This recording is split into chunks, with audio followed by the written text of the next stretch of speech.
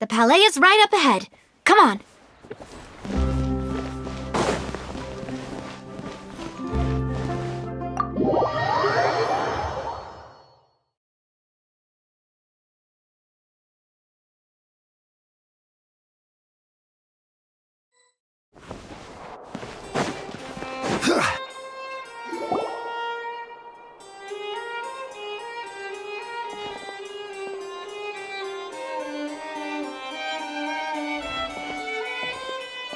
Halt! Please state your business here. The Chief Justice is presently occupied with official matters.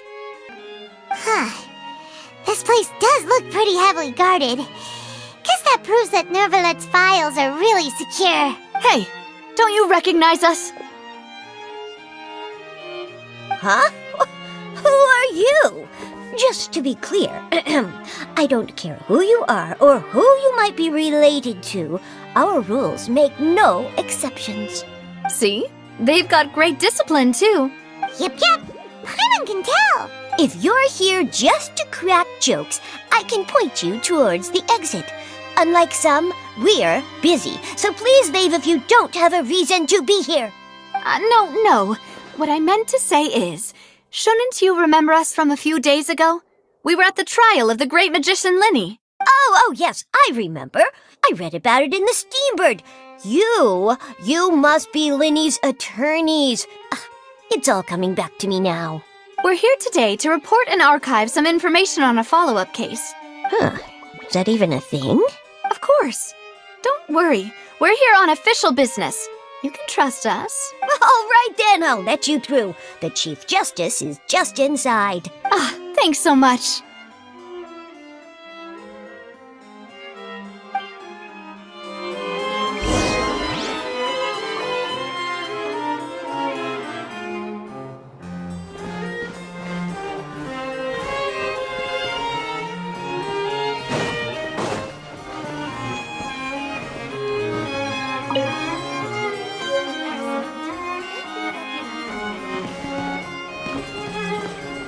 If you're new here, don't run off on your own, or you might not be allowed to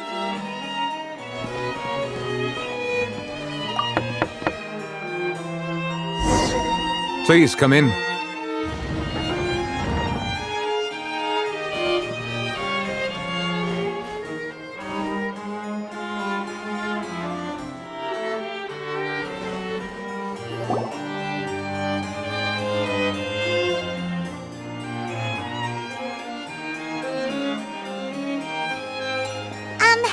Sorry to barge in, Monsieur Nervalet. We only lied to get in because we didn't know any other way. It's all right. Please let me know how I may be of assistance to you. So you're not mad at us? We're looking for a man called Vacher. He may have been an eyewitness in the serial disappearances case. If we can find him, we may be able to unearth some key information on the case. Ah, I see. In that case, please wait here a moment while I browse through the files.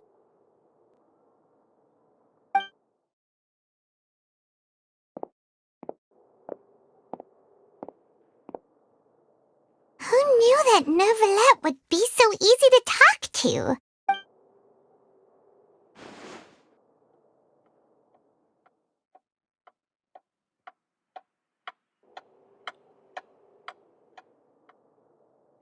Unfortunately, I'm quite certain that no one by the name of Vacher has been involved in any case, criminal or civil, in the past several years. There are no records of him either in the files or in my memory. Traveler, what if it was really just a dream? Is that so? All right then. Thank you so much, Monsieur Neuvillette. We'll take our leave now. Ahem.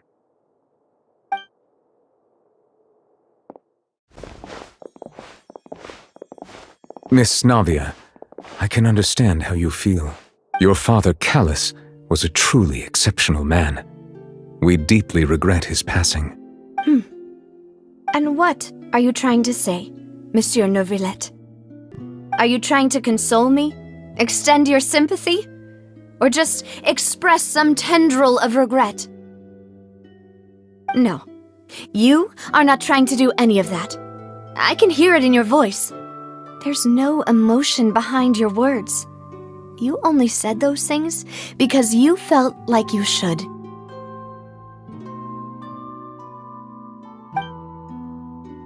It's just like last time. After my father took his place in the duelist ring, I pushed through the guards to talk to you as a last resort. You even told me then that you thought there was something fishy with the case, yet you still allowed the duel to go ahead. In your eyes, the value of a human life is nothing compared to those cold laws you hold so dear. If you truly regret my father's death, then why didn't you call a stop to the duel? Why didn't you give me the power to stop him from throwing his life away? Why did you just let him die, despised and hated by all? Everything was hanging on a thread at that moment. Just the tiniest effort could have changed everything. There are still so many things I never got to tell him. So many questions he still owes me answers to. If you really have no heart, then just look me in the eyes. I, Navia, will show you the true meaning of regret. I'm sorry, Miss Navia. You and my father are truly alike. You keep all kinds of things in your heart and never say a word to anyone. It's not so much that you can't feel, but that you would never express anything. Oh well. In any case, everyone already knows full well the apathy of the Chief Justice. My apologies for taking my emotions out on you, Monsieur Chief Justice. Let's go, Traveler and Paimon.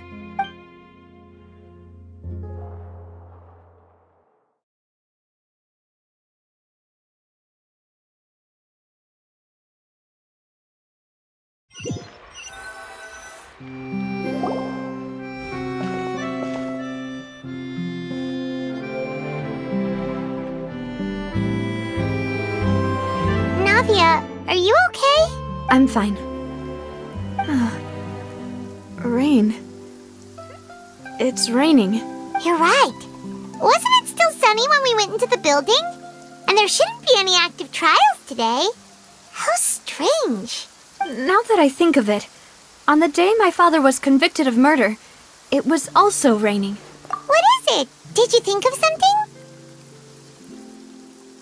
Yeah, he was outside. It was uncovered and the rain could fall there. Why? Do you think the rain could have affected the crime scene? That thought has occurred to us before. We've even expanded the search area to try to account for that, but didn't find anything of value. Oh? Wait. So you're saying that the true murderer could have been turned into water and then got washed away with the rain?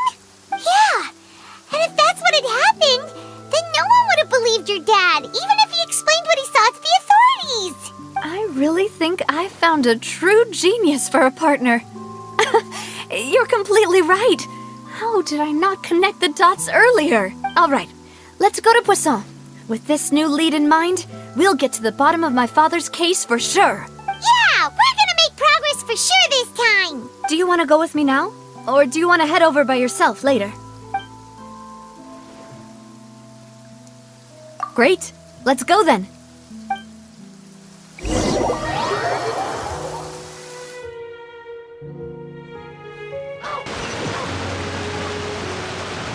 Violet grass is a plant that enjoys a moist environment and is best picked after it rains. If you should choose to pick any, be sure to store them appropriately.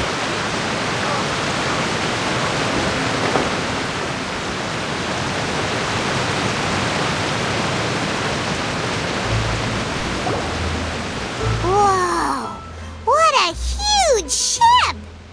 Why would a ship be anchored at a place like this? There's no need to be so surprised. While it may look like a ship, it's actually Spina di Rosula's headquarters. My father was the one who asked for it to be built like this. Perhaps our taste in exterior design is the only thing we occasionally had in common. A gigantic and glamorous ship embodies discovery, opportunity, ambition, and conquest. It symbolizes Spina di Rosula's bright and limitless future. And Paimon thought you were bluffing when you said Spina di Rosula had a glorious past. Paimon was confused why a group with such a history would live in the sewers. But now that Paimon has seen this ship for herself, she's been convinced. Well, Poisson is where Spina di Rosula began, after all. It's our main base, our home.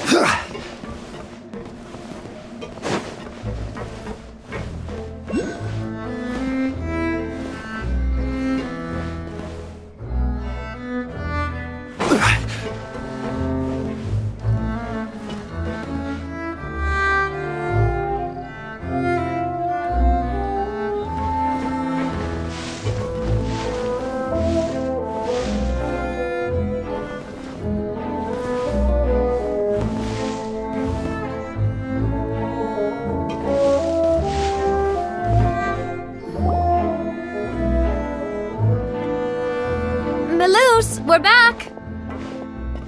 Apologies for the wait, demoiselle, and our most important partners. You said before that you still had some business at the court. What brings you back to Poisson so quickly? About that. It's because my partner here reminded me of something really important. You see, what if my father's case had something to do with water from the primordial sea? You still remember, right, Malus? On that night, it was raining? Yes, the case was quite similar to that of Mr. Linney's. Both were what you'd call impossible murders. Could you tell us a bit more about what happened before? Yeah, of course. Many years ago, something called synth began to gain popularity in Poisson. At a glance, it was a kind of drink that could excite your mood and produce many pleasant hallucinations. Wait! Didn't that guard guy who turned into water also mention that the primordial water could be used to produce some kind of potion? Yes, he did. Considering what we know now, it's almost certain that synth is created using water from the primordial sea. If you drink synth for an extended amount of time, you'll suffer many side effects, such as losing the ability to focus or control your emotions. And if you were to stop drinking it completely, you'll experience flashes of paranoia and anxiety while lacking energy to do anything. It's an extremely dangerous substance. As he oversaw Poisson, my father was compelled to put a stop to synth abuse and called for a complete ban of it. Boss's uncompromising attitude incurred the synth vendor's wrath, but no matter how much they threatened or bribed him, he refused to yield. Not only that, Boss became determined to find the mastermind behind the synth operation and put an end to the problem once and for all. Yes, but the enemy was very cunning. So he could never get anything out of the dealers, all of whom only sold the stuff and weren't privy to the rest of the operation. Recognizing that, my father decided to contact the dealers in secret and cultivate personal relationships with them. Finally, he was able to convince someone to become his informant. The man's name was Jacques. He felt greatly ashamed about his work after seeing many families destroyed by synth abuse. That night, my father hosted a banquet at his countryside estate. He planned to meet up and exchange information with Jacques over some food. But then, we heard 2 gunshots from the courtyard. We raced to the scene and found my father, still holding a gun, and Jacques, who was already dead on the ground. Huh? How did that happen? Aren't they on the same side? Sounds just like Lenny's case, doesn't it? In both cases, the culprit seemed obvious, but neither appeared to have any motive at all. Looking back on it, though, I now believe the most important clue was something we all overlooked at the time. There were pieces of clothing left at the scene. Precisely. It's all thanks to you that I made the connection now. Back then, we all just thought they were some costumes that Jacques used to disguise himself at the banquet. But, considering it now, it's almost certain that they belong to a third person at the scene. With one extra person, we'll also need to reconsider why the 2 shots were fired. You're right. We still don't know what happened. But my intuition tells me that we're on the right track to figuring it all out. I'm finally headed towards the truth. Jacques was an empathetic man who was infinitely remorseful for his past actions. It's unlikely that he turned on Boss with 0 warning. I think this third person is probably the key to the full truth. On that note, however, even though this will not please you, demoiselle, as your and your father's butler, I must still offer a word of warning. Our opponent is insidious and cruel. They are extremely difficult to deal with, and Boss has already lost his life trying to bring them to justice. Even though Spina de Rosula has lost most of its former glory, Poisson has welcomed a new time of peace, and we have been allowed to live out our lives. There is no need to follow your father's path. It would be both wise and in line with Boss's wishes to step back and give up on the case. If that's indeed what he wished for, then he should have told me that himself. Was I not the closest person to him? And yet, I was the one most kept in the dark. What was the point of him dying without sharing any of the secrets he knew? Did he manage to protect anything in the end? Synth is still here. Callus the Unfaithful is still his epithet. And Spina di Rosula is barely getting by. Nothing has changed. Did he think I'd just accept his meaningless death and live out my life just as meaninglessly? I've never accepted that. Ever. Not since that day, and certainly not now. I want to find out the real answer for everyone's sake. For the missing girls, for the victims, and for myself. Navia. This is indeed the best moment to act. Your partner appears to be quite reliable, and more importantly, demoiselle, I think you're also ready to take this on. So you do know something else, Malouse? Yes, I do. In fact, even before that banquet, Boss already knew of the connection between Synth and the serial disappearances case. But what drove all the tensions to the boiling point was the revelation that you, demoiselle, had been selected as the next target to disappear. What? Boss also didn't tell you that he had been diagnosed with a rare illness. The doctors told him that he had no more than 5 years left to live, and the serial disappearances case caused him great anxiety. 5 years was nowhere near enough time to resolve this long-standing conflict, but once he passed away, all the danger would pass on to you. Knowing all of this, he decided to use one final intimidation tactic before his death. He claimed to have already gotten his hands on some key incriminating evidence for the other side, and even told some members of Spina de Rosula about the details. But as long as you remained safe, he would not share the evidence with the public. If something were to happen to you, then he and all those he told would immediately expose all they knew about Synth and the disappeared victims. Right, so nobody would be able to get off scot-free. As we've seen, Boss's tactic has worked. Even though Boss has been gone for a long time, the other side has not tried to take Demoiselle's life. No, I don't believe it. He never appeared to look sick to me. No father wants their daughter to see them weak and haggard, especially someone as proud as Boss. To him, dying in a duel and suffering lasting dishonor as the unfaithful was still far preferable than losing face in front of his daughter. So he chose to die in silence, so that he could protect me. I'm afraid you're not understanding this correctly, Demoiselle. What Boss wanted to hand to you was not a parasol, but a sword.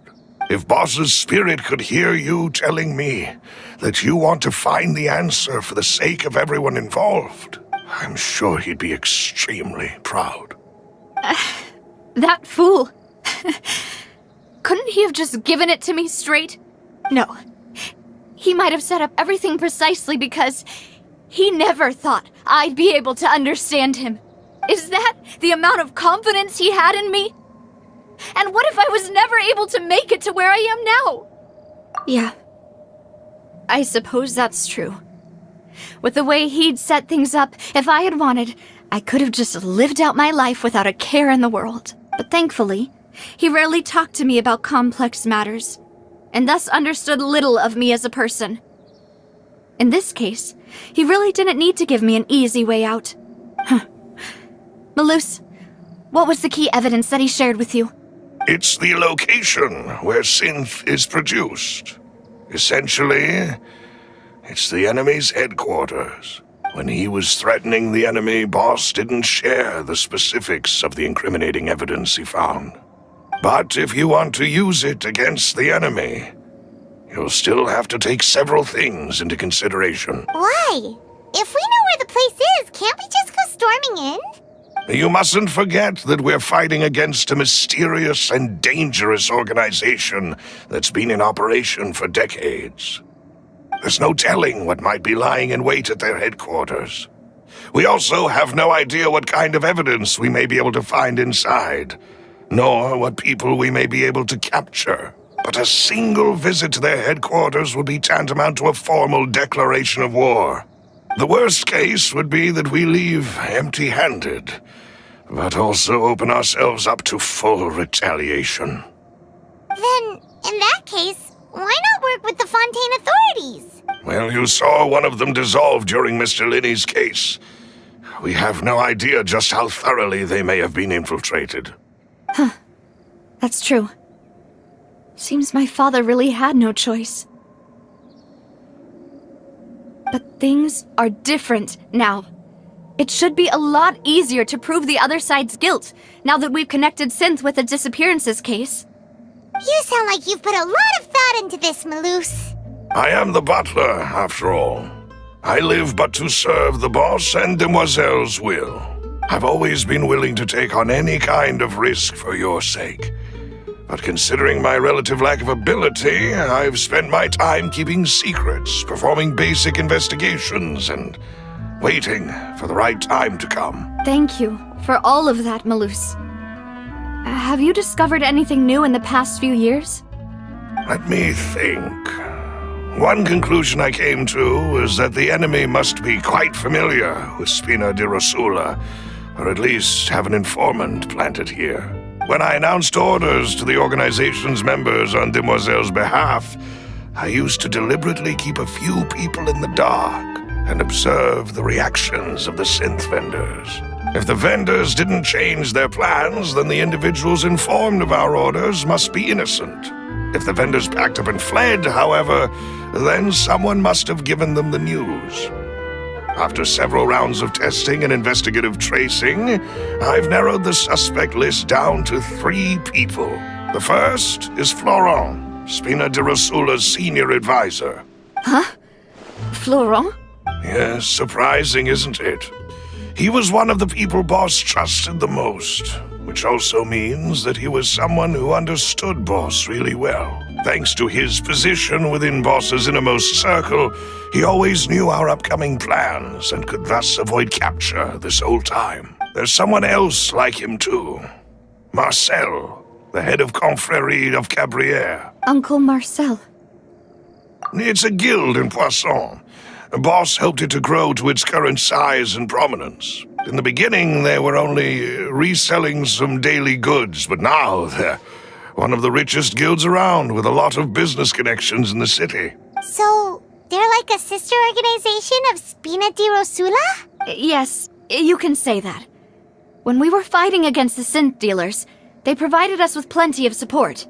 It's a bit difficult to imagine someone using their own money to hunt down themselves. The final suspect is Thierry, the man responsible for coordinating information between Spina di Rosula and the guards. Although the guards mostly leave us to our own devices, there are still many activities we have to report to the local authorities. Since Thierry is always in the know about our current activities, he could theoretically always plan one step ahead.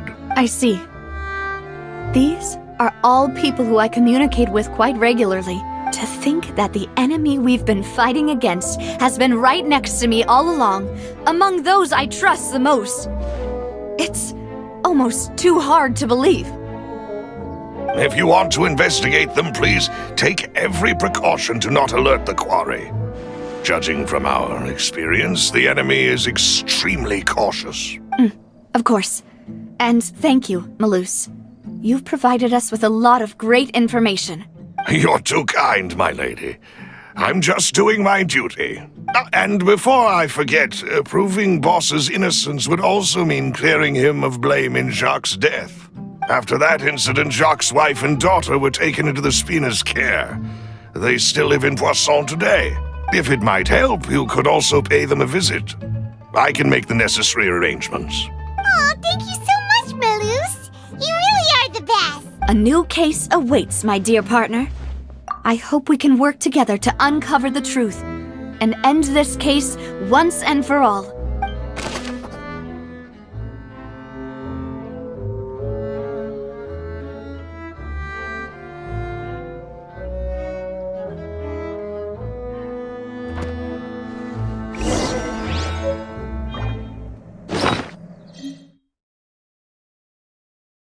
Who would have imagined that people could really turn into water?